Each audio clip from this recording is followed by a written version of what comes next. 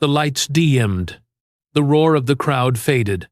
And for the first time in nearly half a century, Gene Simmons, the man the world knew as the Demon of Kiss, walked into a silence that felt louder than any pyrotechnic explosion he had ever commanded on stage. To the outside world, Gene Simmons was indestructible, a rock god who spat fire, flicked his tongue like a weapon, and bathed in rivers of fake blood as if he were immortal. But behind the grease paint mask, behind the black leather armor and platform boots, lay a man who, at 76, was now confronting a truth he had avoided all his life. Even legends fall quiet. Born Chaim Witz in Haifa, Israel, in 1949, Gene's early life was marked by shadows, far darker than the stages he would one day dominate. His mother, Flora, was a Holocaust survivor, a woman who had seen unspeakable horrors before she was even 20. She carried that pain into her new life in America when she brought young Chaim to Queens, New York. For Gene, survival was in his blood.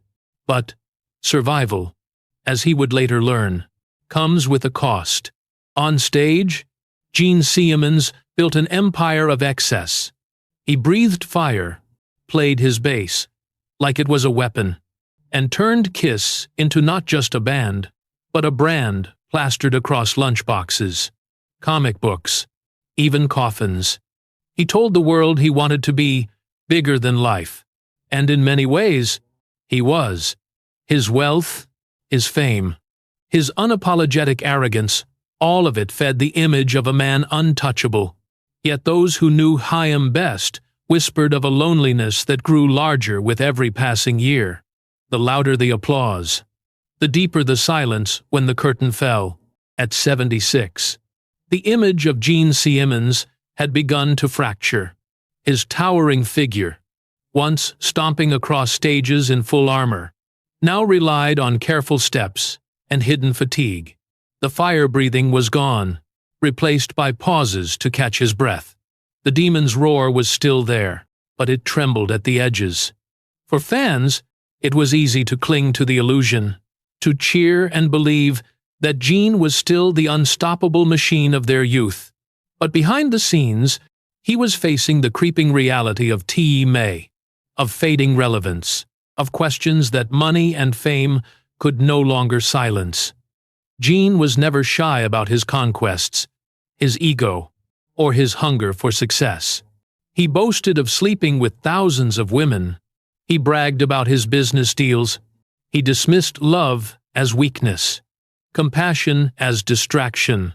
Yet, ironically, when the lights went out, he longed for connection. His marriage to actress Shannon Tweed, though lasting, was scarred by years of infidelity. His children, Nick and Sophie, the respected Chaim, but also saw the distance fame had carved into their family life. Gene had built an empire, but in doing so, he had also built walls that even those closest to Chaim struggled to climb. In recent years, whispers circulated about Gene's health. Fans noticed the way he moved slower, the way he leaned on bandmates during encores, the way his fire-breathing stunts disappeared from the set list. The man who once spat flames into the air now seemed haunted by a different fire, the one burning inside his body, reminding Chaim that even demons can weaken. Publicly, Gene downplayed it all, mocking age as just a number. Privately, it weighed on Chaim like the heavy armor he once wore proudly on stage. The tragedy of Gene Simmons is not just about a man growing old. It is about a man who spent his entire life hiding behind a mask first, the literal one of Kiss, then the figurative one of bravado, arrogance, and excess. Underneath, there was always Chaim Witz, the boy from Haifa who had seen his mother cry in silence, who learned that power and wealth could shield you from everything except yourself. At 76, that boy was beginning to resurface, and the mask of the demon was starting to crack. Part 1 of this story is not about death. It is about the death of illusion. The illusion that Gene Simmons was untouchable. The illusion that fame could make you immortal. The illusion that arrogance could protect you from loneliness.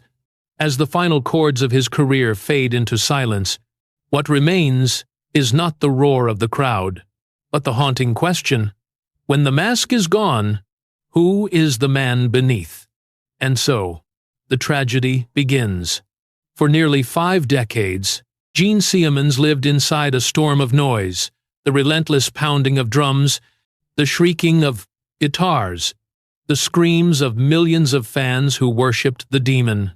But in the quiet that followed, when the lights dimmed and the stagehands rolled away, the amplifiers, there was something Gene feared more than anything else: silence. That silence had always haunted him. And now, in his 70s, it was becoming his only companion. Those close to him spoke of a man who could never sit still, even in retirement.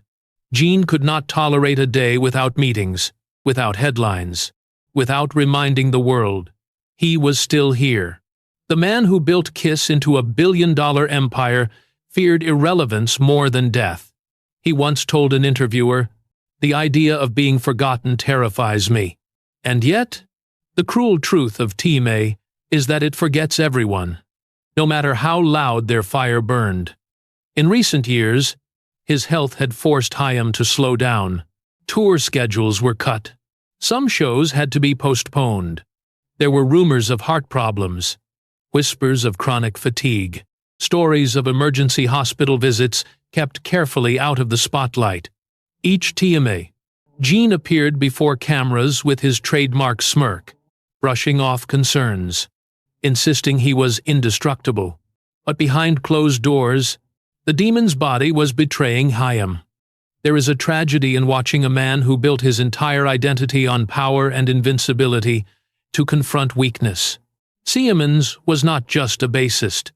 He was the symbol of domination. His towering boots, his monstrous makeup, in his fire-breathing theatrics, all of it screamed of immortality. To see him falter, to see his steps slow, was to witness the fall of an empire built on excess. Fans clung to the past, but the truth was undeniable. Their idol was human after all, and being human meant facing the weight of choices. For decades, Gene prided himself on living without regret. He bragged about his thousands of lovers, his refusal to drink or do drugs, his obsession with money and success. But in the stillness of age, those boasts began to sound hollow. What good were thousands of women when the one who had stayed, Shannon, still carried the scars of betrayal? What good was money when his body refused to carry him through another 2-hour show? What good was fame when the headlines now spoke less of his triumphs and more of his decline? His children had long tried to anchor him. Nick and Sophie adored their father, but they had grown up in the long shadow of his legend. For them, Gene Simmons was both dad and the demon, a contradiction that made closeness difficult. They respected his discipline, his work ethic, his brutal honesty, yet they also saw the cracks, the infidelity, the obsession with image, the loneliness that lingered after the lights went out. As Gene aged, he seemed to crave their presence more. But decades of distance were not easily bridged. The demon had conquered the world, but as a father, he often felt like a guest in his own home. Shannon Tweed, his wife of more than a decade, had endured more than most. She had weathered his arrogance, his endless ego, his casual betrayals. For years she played the role of the patient partner, waiting for Gene to realize that devotion mattered more than conquest. When he finally married her, in 2011, after nearly 3 decades together, it was hailed as proof that even the demon could be tamed. But insiders whispered that the wounds of the past never fully healed. Marriage gave them stability, but it did not erase the ghosts of his past excesses. What makes Gene Simmons' story so heartbreaking is not simply that he is aging, but that he is aging in public. Every wrinkle, every slowed step, every shaky performance becomes fodder for headlines.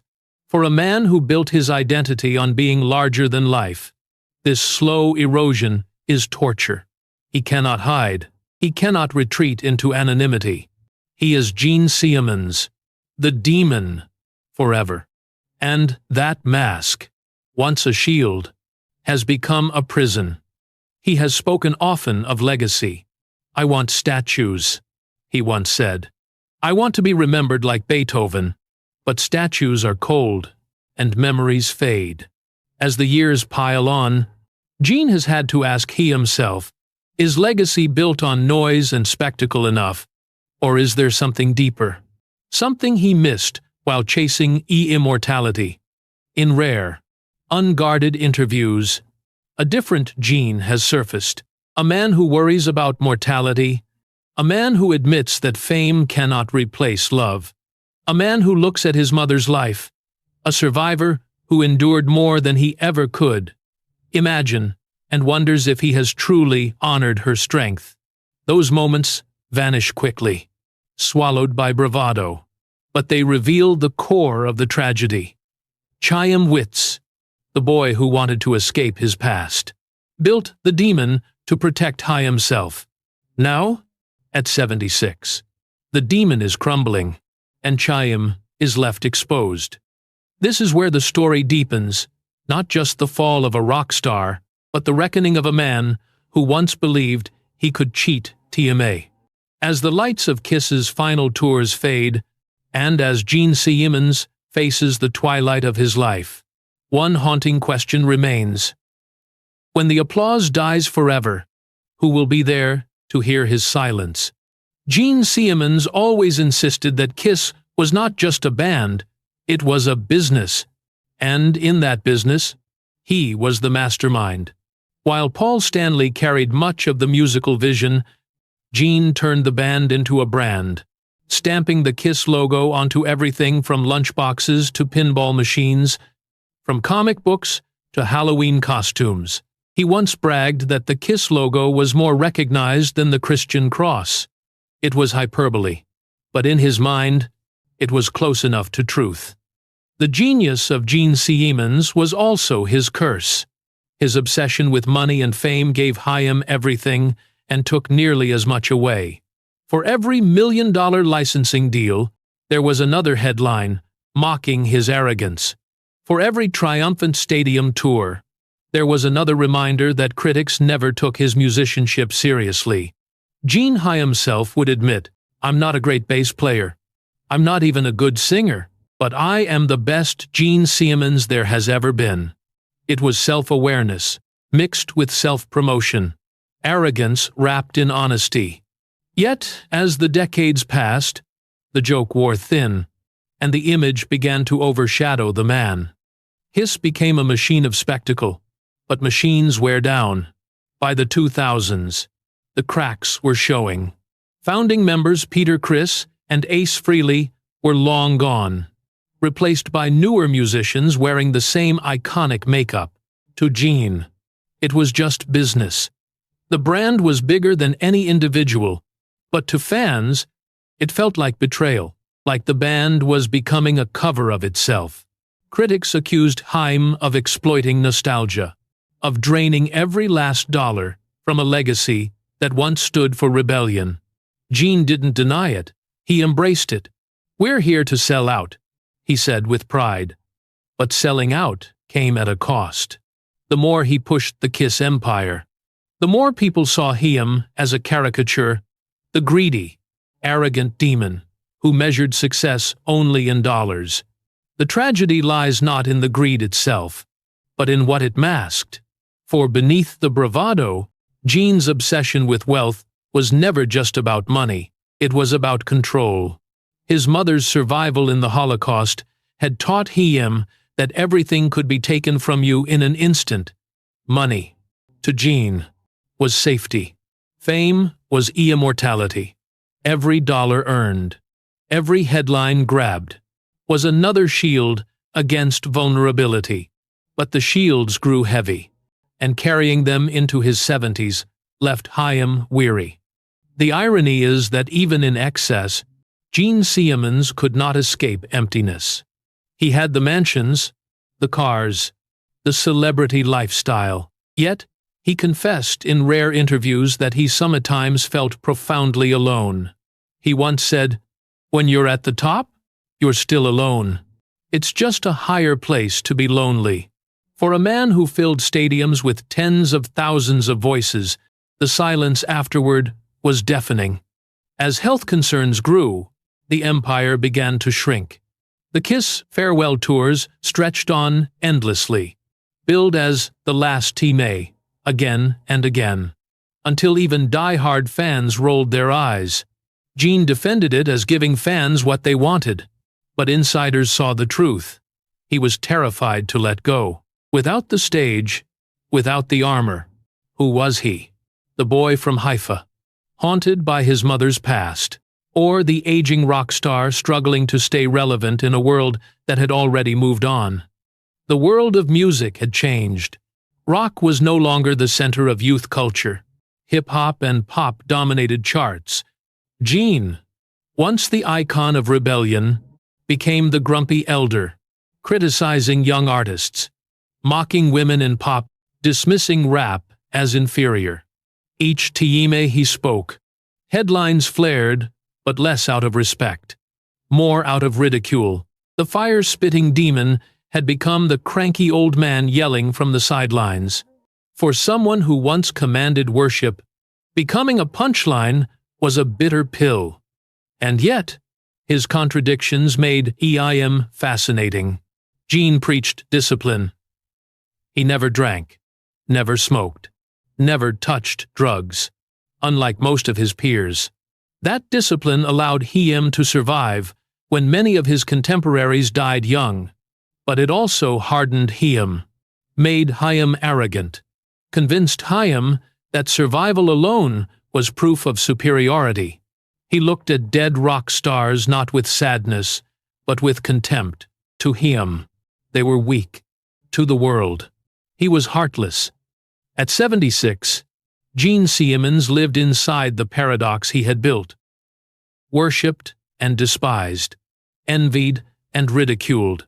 Immortal in image, but fragile in body. The empire of excess had given him everything he dreamed of as a poor immigrant boy. But standing at the twilight of his career, surrounded by walls of gold records and shelves of Kiss merchandise, the question lingered. What does a man who has everything realize when he begins to lose himself? The tragedy of Gene Simmons is not that he failed, it is that he succeeded so completely, and yet found the victory empty.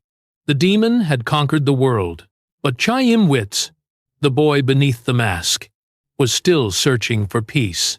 For decades, Gene Simmons hid behind paint and leather. The demon mask gave him power, invincibility, and a stage to escape from the fragile boy who once trembled in the shadow of history. But as the years stripped away the spectacle, the man beneath emerged vulnerable, conflicted, and far more tragic than the monster he portrayed. The truth was that Gene Simmons never truly belonged anywhere. In Israel, he was the son of a Holocaust survivor, a child of trauma before he even understood its weight.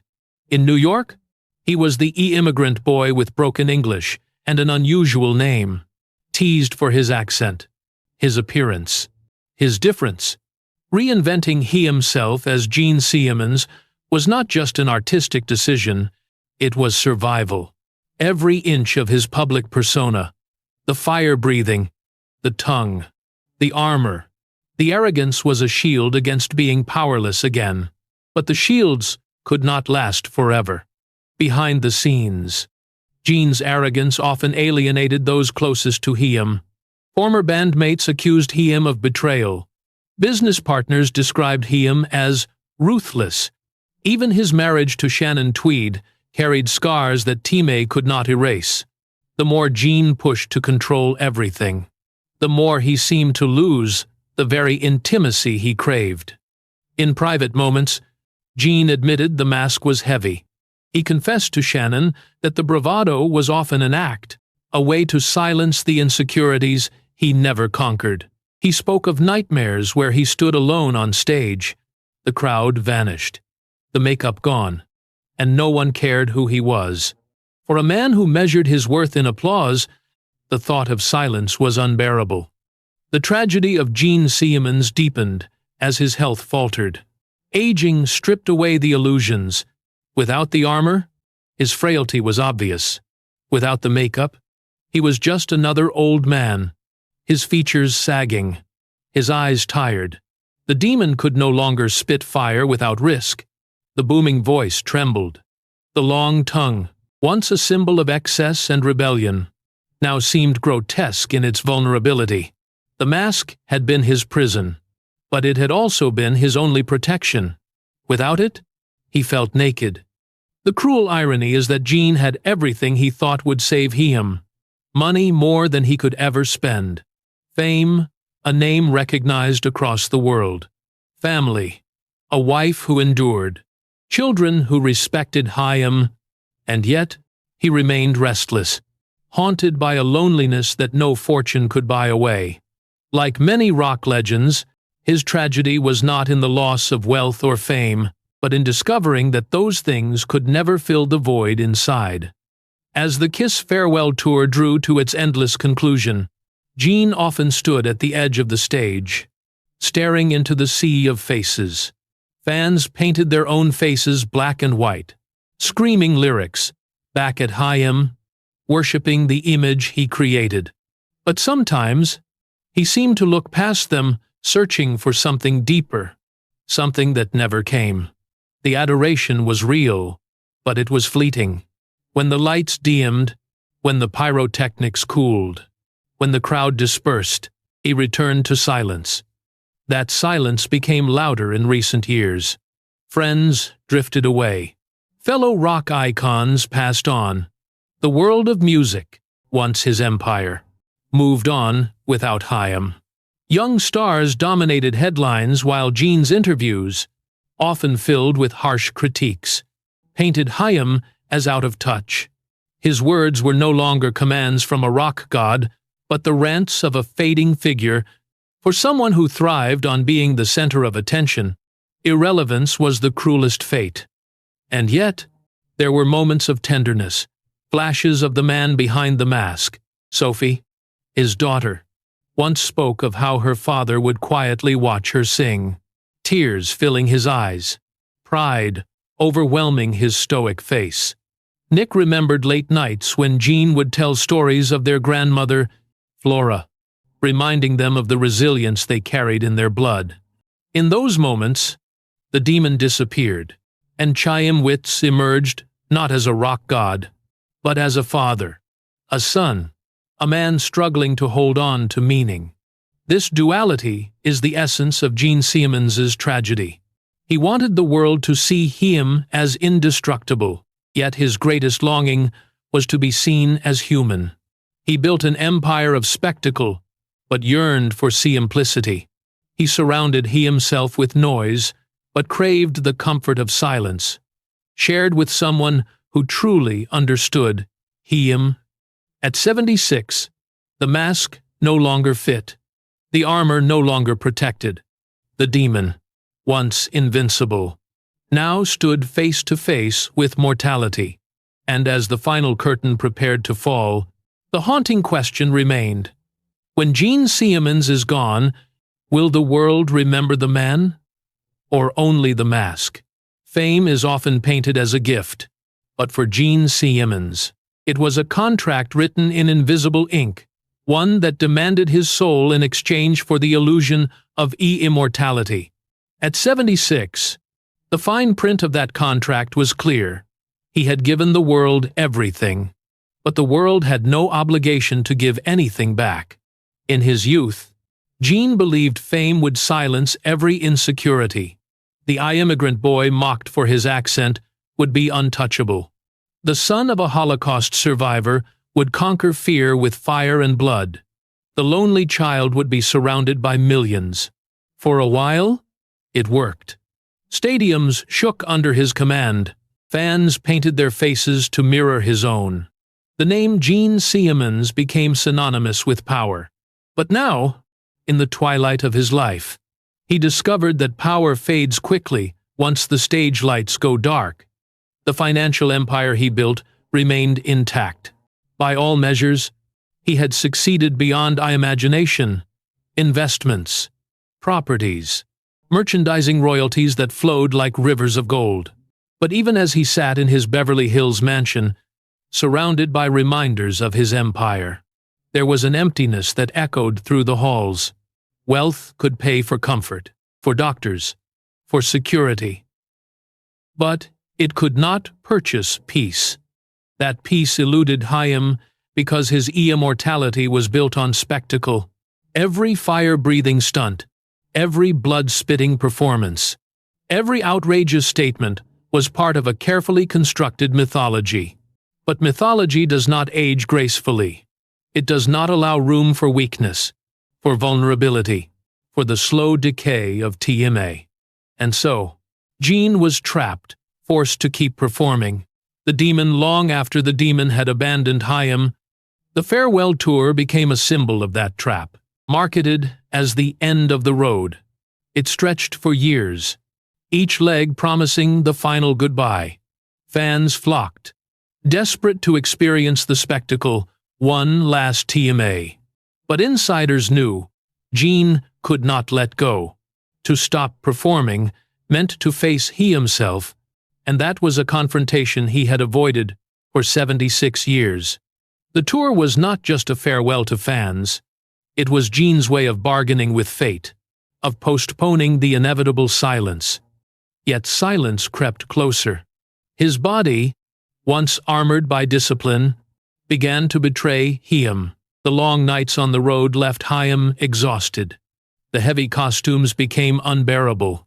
Every fire-breathing stunt risked collapse. There were whispers of backstage struggles, of paramedics on standby, of Shannon's quiet pleas for him to step away before the stage consumed him completely. But Gene would not stop. He could not. To step away was to admit defeat, to admit he was no longer immortal. The tragedy lies in what he sacrificed along the way. His marriage endured, but it was scarred. His children loved him, but their childhoods were marked by absence. His friendships dissolved in lawsuits, betrayals, and business disputes. Even among fans, adoration was often tinged with criticism. They loved the spectacle, but questioned the man. To the public, he was the demon, the symbol of excess. To himself, he was still Chaim Witz, the boy who feared being forgotten. And that fear haunted Chaim most of all. Gene's greatest enemy was not age or illness, it was obscurity. He once told a reporter, "I don't want to live forever, but I don't want to be forgotten." It was the confession of a man who knew that legacy is fragile, that memory is fleeting. The cruel irony was that in his desperate quest to be remembered, he became a caricature.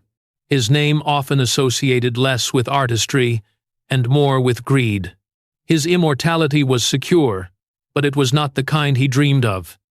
In quiet moments, Gene seemed to recognize this. He would talk about his mother, Flora, and the resilience she embodied. He would reflect on the Holocaust, on survival, on the fragility of life. Those conversations revealed a depth that his public persona rarely allowed. But they were fleeting, swallowed quickly by jokes, bravado, or business talk. Vulnerability was dangerous. The mask had to stay on. And so, the tragedy of Gene Simmons was not just the aging of a rock star. It was the story of a man who built an empire of excess to escape his past, only to discover that no empire could protect Chaim from the loneliness of the present. It was the story of a man who achieved everything he dreamed of, only to find the dream hollow. It was the story of a man who gave the world the demon, but never found peace as Gene. As the tour crept toward its end, and the curtain prepared to fall for the last TMA, the haunting question grew louder. What happens when the fire goes out, when the blood dries, when the crowd leaves? What remains when the price of immortality has been paid in full? The answer, perhaps, is the most tragic truth of all. Nothing lasts forever, not even demons. The curtain always falls. For Gene Simmons, who had built his life on defying endings, that truth was a slow and merciless revelation. At 76, the body that once carried 40 pounds of armor, the lungs that once expelled fire into the night sky, and the legs that once stomped across arenas like thunder, they were all weakening. And the fire inside, EIM refused to die quietly. The final chapters of Kiss were written with grand spectacle. Stadiums still shook as pyrotechnics roared. Fans still screamed with painted faces. And Gene still marched to the front of the stage, tongue out, chest heaving, as if Time had no claim on Chaim. But if you looked closely in the pauses between songs, in the subtle wince as he adjusted his bass, in the way he leaned a little too long on the mic stand, you could see the cost. Each performance was both victory and surrender, proof that he was still the demon, and a reminder that the demon's days were numbered. Behind the scenes, whispers grew louder. Road crew members spoke of paramedics stationed backstage. Shannon worried about the toll on his heart. His bandmates noticed the effort in his every move. But Gene dismissed it all. The show must go on, he said, echoing the mantra that had guided him since the beginning. To stop would be to admit the one thing he could not face: mortality. Mortality, the word he had avoided his entire life. For Gene Simmons, death was not just an end. It was the ultimate humiliation. He had watched rock legends fall: Jimi Hendrix, Jim Morrison, Kurt Cobain, all immortalized in their youth. Gene, who had outlived them all, often mocked their choices, calling them weak, foolish, careless. But in truth, he envied them. They would forever be remembered in their prime, forever young, forever frozen in rebellion. Gene, on the other hand, it had to face the slow erosion of age, the cruel transformation from God to man, from immortal to fragile. And yet, there was dignity in his survival. Gene never drank, never touched drugs, never surrendered to the vices that claimed his peers. His discipline kept Chaim alive, but it also left him isolated, convinced that survival alone made Chaim superior. Now, in the twilight of his life, and he began to question whether survival without peace was truly victory. The tragedy of Gene Simmons was not only written on stage, it was written in the quiet of his home, in the moments when he wandered through his Beverly Hills mansion, staring at walls lined with gold records, shelves filled with Kiss memorabilia. They were trophies of conquest, reminders of the empire he had built, but they were also monuments to loneliness. What good were millions of fans when the house was silent? What good were royalties when the nights were long and restless? His children brought him some solace. Sophie, with her music career, reminded Chaim of the purity of art before it became spectacle. Nick, with his creative pursuits, gave him a glimpse of what life could be when it wasn't measured in fame. In their presence, Gene softened, though the years of distance were hard to erase. With Shannon, too, there were moments of tenderness, moments when the bravado dropped and vulnerability showed. But they were fleeting, rare, almost accidental. The demon's mask had been worn too long to remove completely. As the final shows approached, fans speculated about what would follow. Would Gene retreat into obscurity, finally unmasking I himself for good? Or would he, even in retirement, find ways to stay in the spotlight, unable to let go? The answer, perhaps, was both. He could not abandon the persona entirely. It was who he had been for half a century. But neither could he ignore the truth pressing in on him. Time was running out. The last fire he breathed on stage was both triumphant and tragic. The crowd roared as flames erupted from his mouth, a spectacle that had defined his career. But in that moment, beneath the paint, Gene knew this was the end. The fire that once symbolized immortality now marked finality. It was not just a performance, it was a farewell. As the encore faded and the stage lights dimmed, Gene Simmons stood still, staring into the darkness beyond the crowd. He heard the applause, felt the adoration, but also sensed the silence waiting just beyond it. For the first time, he did not fight it. He let the silence wash over Chaim, heavy and absolute.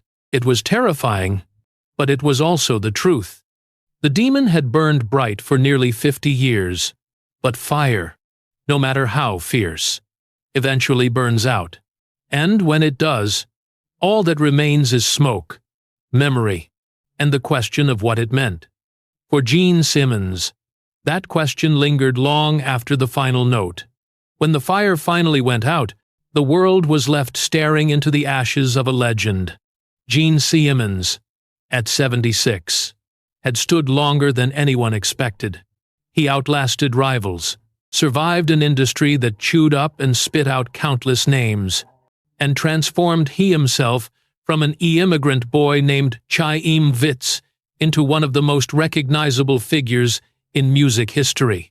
And yet, the question whispered in the aftermath was not about his triumphs, but about the cost. The legacy of Gene Simmons is one of contradictions. To some, he was a marketing genius, the man who turned a rock band into an empire. To others, he was a shameless egotist, obsessed with money, fame, and he himself. He preached discipline and survival, but practiced excess in every other form. He despised vulnerability, yet spent his life craving love. He wanted immortality, but feared the silence that came with it. Perhaps that is why his story resonates so deeply. Gene Simmons was never just the demon. He was the embodiment of ambition, of fear, of the human desire to be seen and remembered. Behind the painted face was not just arrogance but insecurity. Behind the roar of fire and blood was not just spectacle but a desperate plea. Don't forget me.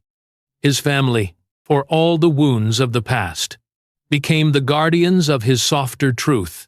Shannon Tweed, despite decades of betrayal and disappointment, stood by him in the end, proving that love endures even the sharpest scars. Nick and Sophie carried pieces of Chaim forward, not just the arrogance, but also the resilience, the discipline, and at times, the vulnerability he tried so hard to bury. In them, the man beneath the mask survived, even as the demon faded. The fans, too, played their part. For nearly half a century, they painted their faces, lifted their fists, and screamed his name. They did not love Gene Simmons, the man few truly knew him. They loved the demon, the character he created, the illusion of invincibility he projected. In that sense, his immortality was achieved. The demon will live on in posters, in videos, in the memories of those who once believed in the magic of rock and roll. But immortality is a double-edged sword. The same mask that secured his place in history also imprisoned him. Gene Simmons could never fully escape the demon, never truly reveal Chaim Witz to the world, and so, his tragedy is that of a man who longed to be loved for who he was, but could only be adored for who he pretended to be. In the broader history of music, Gene Simmons's place is undeniable. He may not have been the greatest musician, But he was one of the greatest showmen. He understood spectacle. He understood business.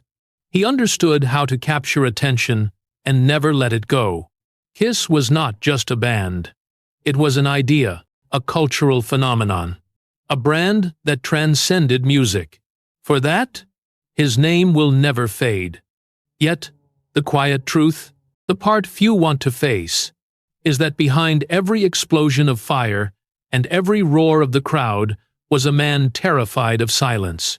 When the noise stopped, when the lights dimmed, when the mask came off, Gene Simmons was simply human, flawed, lonely, fragile. And it is in that humanity, not in the armor or the fire, that his true legacy lies.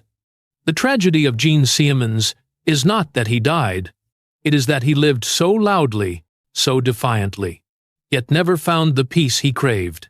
He gave the world a demon, and in return, the world gave him immortality. But immortality is cold comfort, when all a man truly wanted was warmth. And so, as the final curtain falls, the story of Gene Simmons lingers half triumph, half cautionary tale. He will be remembered not just for the fire he breathed, but for the silence he feared, not just for the arrogance he flaunted, but for the vulnerability he hid, not just for the empire he built, but for the emptiness it could not fill. The demon is gone. Chaim Witz remains in memory, in legacy, in the fragile truth that even the loudest voices eventually fall quiet. And in that quiet, perhaps, Gene Simmons finally found the peace that eluded him in life.